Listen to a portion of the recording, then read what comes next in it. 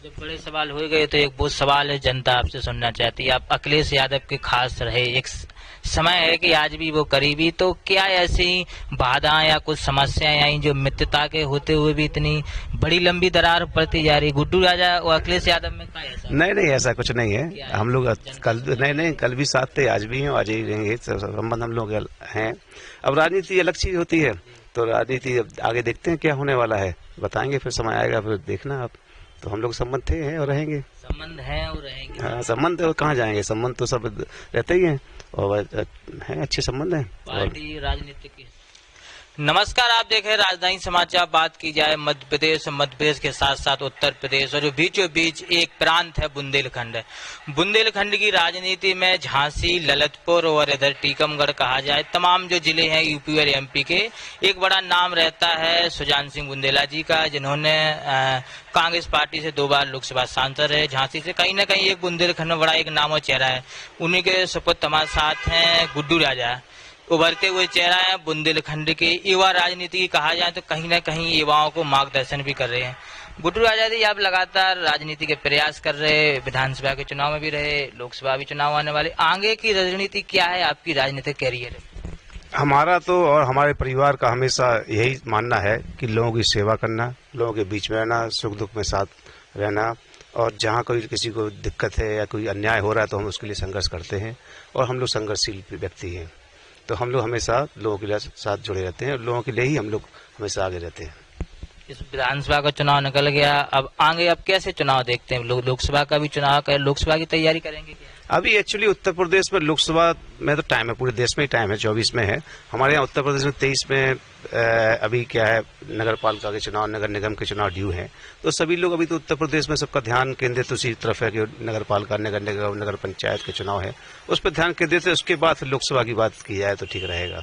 तो क्योंकि उत्तर प्रदेश में बुंदेलखंड हमारा आता है, तो झांसी ललितपुर का बहुत बड़ा स्थान है।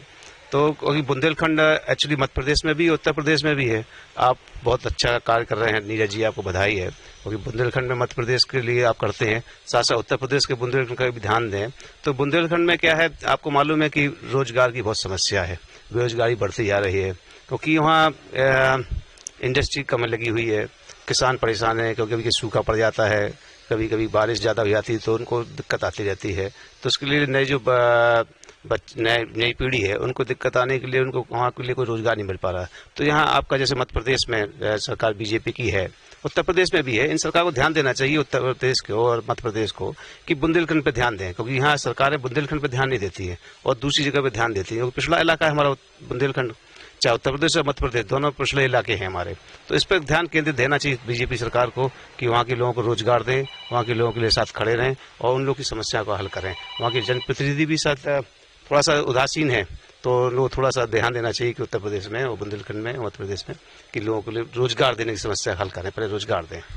जो समस्या मध्य प्रदेश के बुंदेलखंड में, क्या वही समस्या है उत्तर प्रदेश के बुंदेलखंड में? जो जिले तमाम हुआ है, महंगाई है, बेरोजगारी है, किसान है और युवाओं को रोजगार नहीं है। आप देखें, आप झांसी से लगा हुआ आपका जिला है ललितपुर, वहाँ भी कोई ऐसी बड़ी फैक्ट्री नहीं है जिससे 1000, 2000, 10,000 युवा उसमें रोजगार मिल सके। कैसे देखते हैं, राजनेताओं ने क्या अपना कैरियर बनाया है कि क्या युवाओं को रोजगार ही नहीं? अब देखिए, राजनेता तो अपने अपने हिसाब से करते हैं, तो उनके बारे में कोई टिप्पणी नहीं करना चाहते हम, क्योंकि अब सरकारें दोनों तरफ देखे, दोनों स्टेट में, मध्य प्रदेश में, उत्तर प्रदेश में बीजेपी की सरकार है, तो इनको ध्यान देना चाहिए। और उनके जनप्रतिनिधि हैं जो, वो थोड़ा सा, अब जैसे हमने पहले का उदासीनता उनमें है कि वो लोग थोड़ा सा और आगे नहीं देख रहे हैं, क्योंकि वो दूसरी तरफ देखने लगते हैं, पार्टी के हिसाब से देखते हैं और संगठन के हिसाब से देखते हैं, लेकिन जनता के हिसाब से कम देख पा रहे हैं। तो जनता के हिसाब से देखने के लिए उनको, खासकर नौजवानों के लिए देखना चाहिए कि उनको रोजगार कैसे दें। ये सबसे बड़ी समस्या है, क्योंकि आने वाली पीढ़ी के लिए, जैसे आपको मालूम है, देश में, प्रदेश में सब सरकारी संस्थाएं बेच रहे हैं, चाहे एरोप्लेन हो, चाहे कोई भी, जितनी भी प्राइवेटाइजेशन कर रहे हैं, ये गलत है। तो गलत रोकने के लिए, क्योंकि नौजवानों को काम नहीं दे पा रहे हो तो जो बेच रहे हो अपना, समस्या हल नहीं कर पा रहे हो। तो हमारे कम से कम हमारे बुंदेलखंड में इंडस्ट्री खोलें, कोई उद्योगपतियों से मिलें और उनको लाएं यहाँ, और इंडस्ट्री खुलेगी तो रोजगार मिलेगा, हमारे लोगों को बाहर जाने की जरूरत ही नहीं पड़ेगी फिर। इसलिए हम चाहते हैं सब लोग पहले रोजगार दें। और महंगाई तो सब पूरी देश की समस्या है, अकेले बुंदेलखंड की नहीं, बुंदेलखंड में तो है ही, क्योंकि हम लोगों के यहाँ क्योंकि ज्यादा काम नहीं है, तो और जब ज्यादा काम नहीं है तो लोगों को ज्यादा पैसा खर्च करना पड़ रहा है, तो उनके ऊपर बहुत आफत है। तो इसके लिए सबको ध्यान देना चाहिए और यही हमारी राय था। बड़ा सवाल ये है कि आपके क्षेत्र सांसद वहाँ भारती रही, वो भी केंद्रीय मंत्री रही। टीकमगढ़ वाले बुंदेलखंड में तो बीएन कुमार खटीक भी केंद्रीय मंत्री। क्या दोनों केंद्रीय मंत्री होने के बाद भी इतना पिछड़ा हुआ प्रांत कहें या बुंदेलखंड कहें, तो ये कहाँ मोदी सरकार की नीतियों को कैसे देखते हैं? अब ऐसे आपके बुंदेलखंड मध्य प्रदेश के 2 मंत्री गिनाए हैं, हमारे बुंदेलखंड में भी एक केंद्रीय मंत्री हैं उरई जालौन से वर्मा जी। तो इन लोगों का उन्हीं से बात की जाए कि ये क्यों नहीं कर पा रहे काम, तो क्योंकि समस्या उठा नहीं पा रहे हैं, राज्य की समस्या नहीं उठा रहे हैं। क्योंकि बुंदेलखंड में माननीय उमा भारती जी ने लास्ट टाइम कहा था जब चुनाव लड़ रही थी झांसी से, तो उन्होंने वादा किया था कि विदिन 6 मंथ्स हम बुंदेलखंड राज्य बना देंगे। तो अभी तक 6 महीने हुए नहीं उनके, तो दूसरा चुनाव भी हो गया है। अब दूसरे कैंडिडेट आए, दूसरे जीत गए भाजपा से।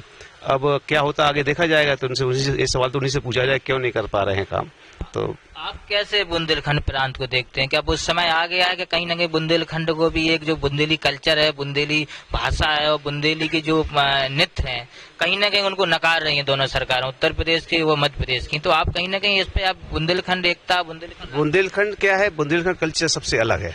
बुंदेलखंड के कल्चर में आपने देखा, आप अपने हमारे बुंदेलखंड से हैं, खरगापुर से है, तो बुंदेलखंड में क्या है, इसकी संस्कृति सबसे अलग है, भाईचारे का यहाँ है। आपने देखा होगा यहाँ कभी भी धर्म के खिलाफ, धर्म के राजनीति नहीं होती है, ना धर्म के कारण जैसे आप कई और जगह लड़ाइयाँ होती हैं और हिंसा होती है, हमारे बुंदेलखंड में नहीं है। सब धर्म को मानने वाले लोग हैं, एक दूसरे जुड़े हैं, सब लोग चूल्हे तक संबंध रहते हैं।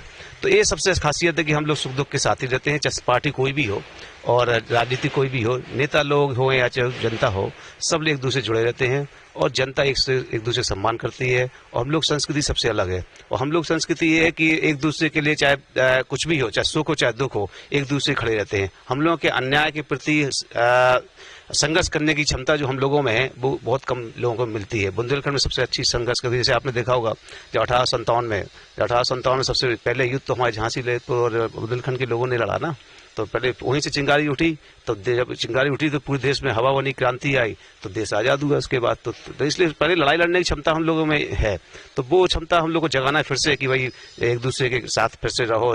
जो नफरत की राजनीति जो हो रही है तो उसको नकारा जाए और एक दूसरे से जुड़ने का काम जो हमारे बुंदेलखंड में होता है वो पूरे देश में हो। अच्छा, हम लोग यही शुभकामना है सब लोगों से कि ये आशा करते हैं कि एकजुटता रहे हैं सब लोग। एक बड़ा सवाल है धार्मिक स्थान को लेके, आपने देखा मोदी जी काशी जा रहे, महाकाल जा रहे, बड़े बड़े मंदिर जाए। क्या बुंदेलखंड में चित्रकूट कहा जाए, यूपी में भी, एमपी में, और ओरछा धाम बड़े प्रसिद्ध और भगवान राम राजा की नगरी है ओरछा कहते हैं, तो बड़ा स्थानीय। इन पे कभी उन्हें विकास को कैसे देखते हैं? इनको वो मान्यता नहीं मिल पा रही जो राष्ट्रीय स्तर पे, प्रदेश स्तर पर मिलना चाहिए। ये आप देखें कि आप खुद जाके देखे ओरछा हो चाहे चित्रकूट हो, ये भी अपने धार्मिक स्थल हैं, तो इस पे ज्यादा क्या है लोगों का ध्यान, क्योंकि उसको उस हिसाब से नहीं देखते। बड़ी बड़ी पार्टियां उसका ध्यान केंद्रित महाकाल पे है, अयोध्या पे है, मथुरा पे है, सब जगह है। इनको भी देखेंगे, इनका भी तो हमारे यहाँ बहुत महत्व है। इसको अगर आप आगे बढ़ाएं तो इसका भी आप लोगों को में आगे जागरूकता होगी और लोग यहाँ आएंगे। वहाँ टूरिज्म के लिए भी अच्छा है और धार्मिक मान्यता के लिए भी अच्छा है। हम लोग बहुत मानते हैं ओरछा को, हमारे महाराज हैं रामचंद्र महाराज जी, हम लोग का राजा जो थे, हम लोग यही लोग को मानते आए हैं कि रामचंद्र महाराज राजा जी यहीं से स्टार्ट हुए हैं। तो वहाँ चित्रकूट है, तो ये सब लोग को क्या है उसको भी ध्यान देना चाहिए। इसको आगे बढ़ाएंगे तो बुंदेलखंड भी आगे बढ़ेगा, क्योंकि जो पिछड़ा हिरा का बुंदेलखंड है, तो अगर धर्म को भी आगे लेके चल ही रहे सब लोग, तो उसको हिसाब से उसको भी आगे बढ़ाएं तो बुंदेलखंड भी आगे बढ़ेगा, उसके साथ साथ विकास भी होगा और टूरिज्म भी आएगा। और उससे क्या लोग आएंगे तो और बाहर के लोग भी आएंगे, क्योंकि जैसे मान लीजिए बाहर के लोग बहुत बाहर से आ रहे हैं, जैसे टूरिज्म, बाहर के विदेश से लोग खजुराहो बहुत आते हैं, तो खजुराहो जब आते हैं तो बाय ओरछा जाते हैं, तो उनको पहले ओरछा उनको मालूम नहीं होता है कि ओरछा में क्या होगा क्या नहीं होगा। वो आते हैं तो देखते हैं अरे वाह इतना अच्छा है, तो वो फिर दूसरी बार आते हैं और लोगों को बुला के लाते हैं। तो इसको क्या है उसमें मानचित्र में आना चाहिए, देश के और विदेशों में भी आना चाहिए। ओरछा भी है, चित्रकूट भी है, तो ये सर्किट बन जाएगा। जैसे बुंदेलखंड में आते हैं तो खजुराहो घूम के चले जाते हो, तो अगर इसको भी सर्किट बना के चलें, इसको भी टूरिज्म के हिसाब से भी और धर्म के हिसाब से भी और उसको मान्यता के हिसाब से, तो बहुत आगे बढ़ेगा बुंदेलखंड।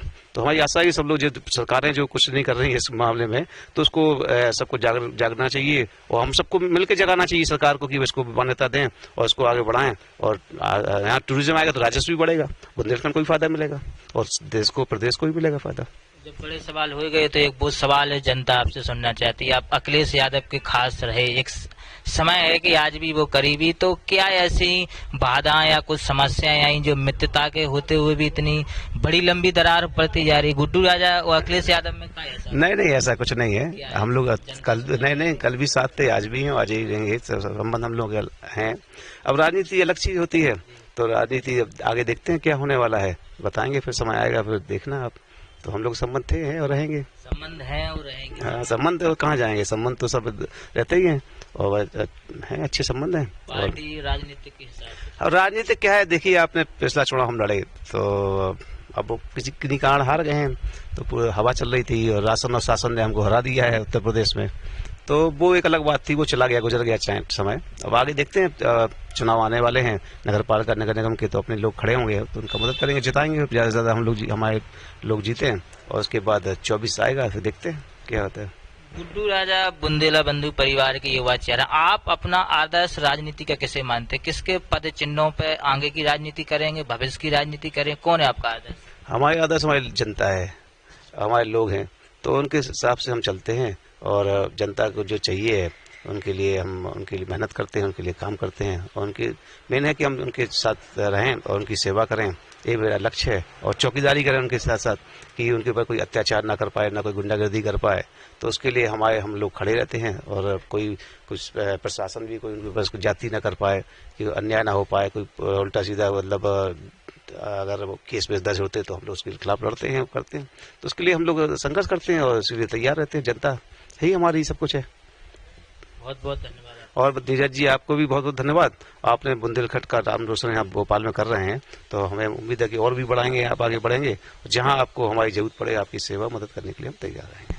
तो गुड्डू राजा एक वो नेता है बुंदेलखंड, ललितपुर, झांसी, जहां पर अपनी लगातार युवाओं के पीछे पकड़ है। अब आने वाली राजनीति में क्या भविष्य और कहां उनका लक्ष्य रहेगा हम वो भी बताएंगे। बुंदेलखंड के जो युवा नेता है या जो भविष्य के नेता, उनसे भी हम जुड़े रहेंगे। राजधानी समाचार से नीरज विश्वकर्मा की report, Bhopal, Madhya Pradesh. Subscribe now and press the bell icon. Never miss an update.